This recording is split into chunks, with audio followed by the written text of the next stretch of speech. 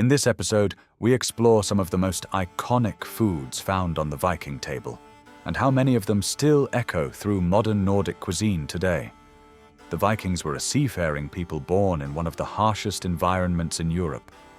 To early medieval Europeans, they first appeared not as settlers or traders, but as terrifying raiders emerging from the northern seas.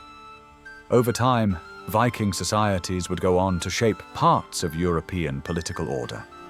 They built kingdoms, adopted Christianity, and eventually became woven into the broader fabric of medieval Europe. Yet, despite this transformation, the image most people still associate with the Vikings today is far simpler and far darker. In films, games, and online media, Viking culture is often introduced through stories of brutal survival and strange food traditions, a world of smoke-filled halls, raw flavors, and diets shaped by extreme climates. Among the most infamous of these tales is a particularly shocking one, the claim that Vikings regularly ate bread made with blood. Now, while this idea may sound dramatic, it is not entirely without context. Life in the far north was difficult. Summers were short, winters were long and unforgiving. Food preservation was not just useful, it was essential for survival. Because of this, Viking communities developed a very practical food philosophy. If something could be eaten, it should be eaten. If something could be preserved, it must be preserved.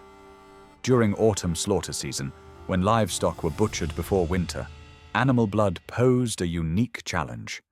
Fresh blood spoils quickly, but it is also rich in nutrients and natural salt.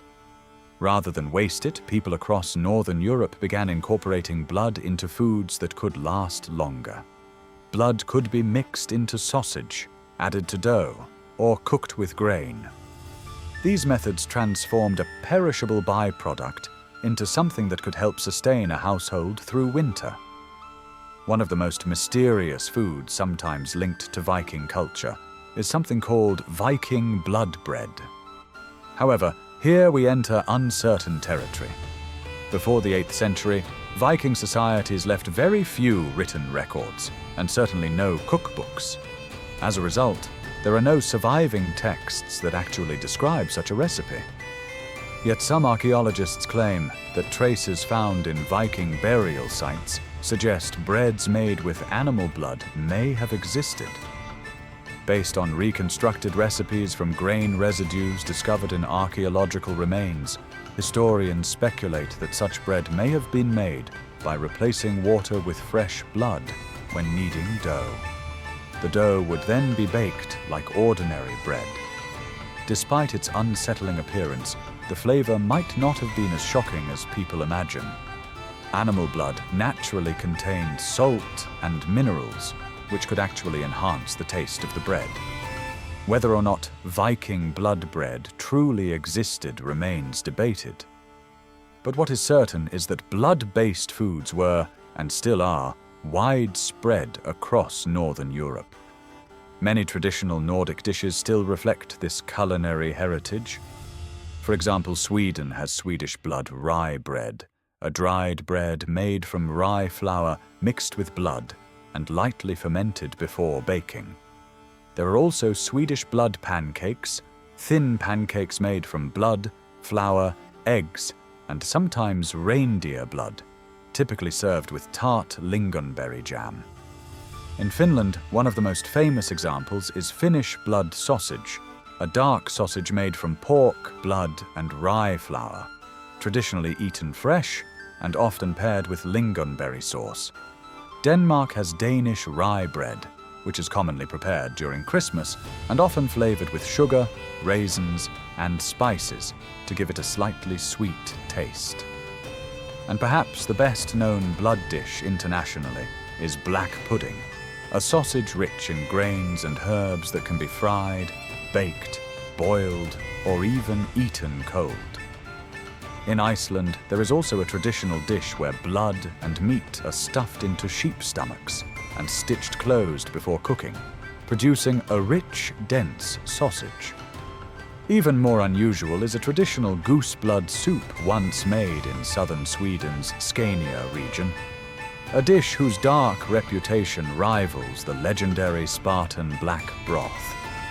These foods may sound strange to modern audiences, but they reflect a simple historical truth. For people living in harsh climates, wasting food was never an option. For a people who faced long winters and constant voyages across the sea, Vikings cared far more about food preservation than about culinary refinement. Flavor complexity was rarely a priority. On the early Viking table, the range of tastes was surprisingly limited. Most meals were built around just 3 basic flavors: sweet, sour, and salty. Sweetness usually came from dried apples or berry preserves. These were often served alongside simple grain porridges made from barley or oats. For ordinary people, coarse grain porridge was the core of daily life. Leftover porridge might also be fried into simple cakes known as Danish fried porridge cakes, humble foods that likely formed the bulk of many Viking diets. For wealthier households, however, porridge could become more elaborate. Butter might be added. Honey could sweeten the mixture. Dried hazelnuts or fruits might appear as toppings. In some cases, herbs or aromatic ingredients were sprinkled over the dish before serving. For the Vikings, porridge was never just a casual snack. It was fuel, the food that helped them endure short summers and survive the long Nordic winters. The sour flavor on the Viking table usually came from fermented rye bread. Because the ingredients were similar to those used for porridge, grains like rye and barley, bread required extra labor such as dehusking and grinding. That alone made bread a somewhat higher status food. Today, one of the closest surviving descendants of this tradition is the Danish rye bread.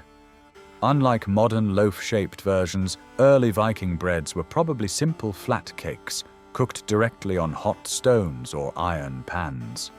Dense and slightly sour, they paired well with heavy or salty foods. Salt itself was another essential flavor.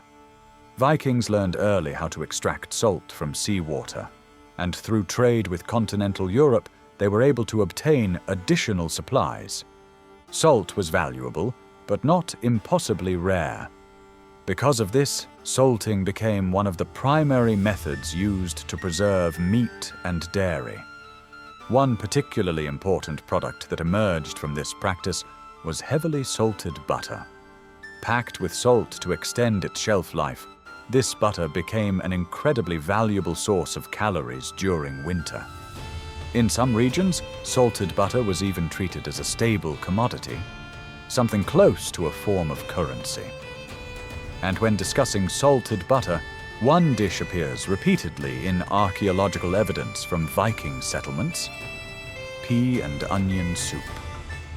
Simple though it sounds, this dish combined 3 powerful ingredients: sweet peas, sharp onions, and rich salted butter. The result was a surprisingly flavorful stew. For travelers or sailors, a large pot of soup paired with dried bread would have been the perfect portable meal. Remarkably, the tradition still survives today.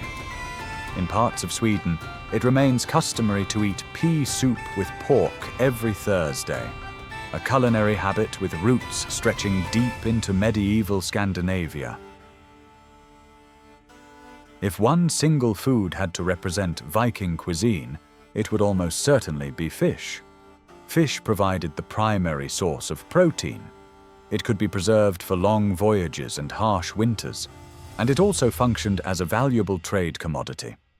Archaeological discoveries from the Viking trading city of Hedeby suggest that Vikings regularly consumed around 26 different species of fish.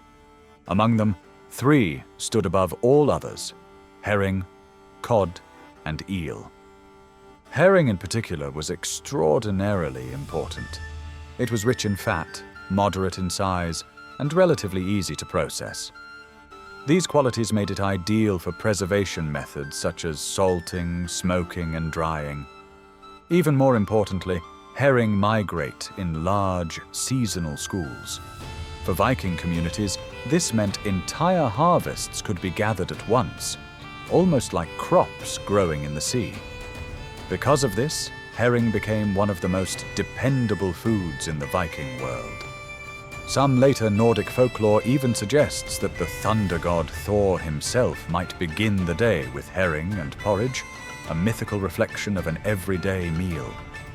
Today, when people think of herring, one famous food often comes to mind: the notoriously pungent Swedish fermented herring. This dish dates back to the 16th century, when shortages of salt forced fishermen to preserve herring with smaller quantities of salt than usual. The result was a controlled fermentation process, a delicate balance between preservation and decomposition. To outsiders, the smell can be overwhelming, but to many Nordic enthusiasts, the flavor is uniquely beloved. Another crucial fish in Viking life was cod. Along the windswept coasts of Norway, cod could be preserved simply by hanging it outdoors to dry in the cold northern air. The result was stockfish, dried cod that could last for years. Some medieval sources even suggest it could remain edible for up to a decade. Even today, dried cod remains a cornerstone of Nordic cooking. It forms the base of numerous dishes across Scandinavia and beyond. In Norway, cod may appear in tomato stews influenced by Mediterranean trade. In Sweden, boiled cod with egg sauce remains a classic home-style meal. In Iceland, cod is often combined with potatoes and creamy white sauces to create hearty traditional dishes. For the Vikings themselves, the standards for cod were probably far simpler. Could it be caught? Could it be preserved? Could it be transported? Could it be traded? If the answer was yes, then it was valuable.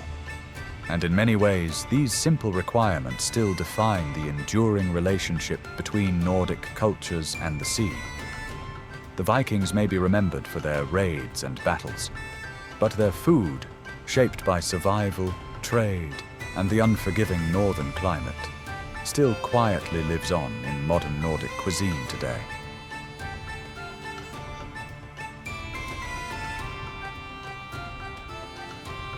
If this episode changed how you see the past, hit like and subscribe. Food Tales drops a new story every week, and the next one is already cooking.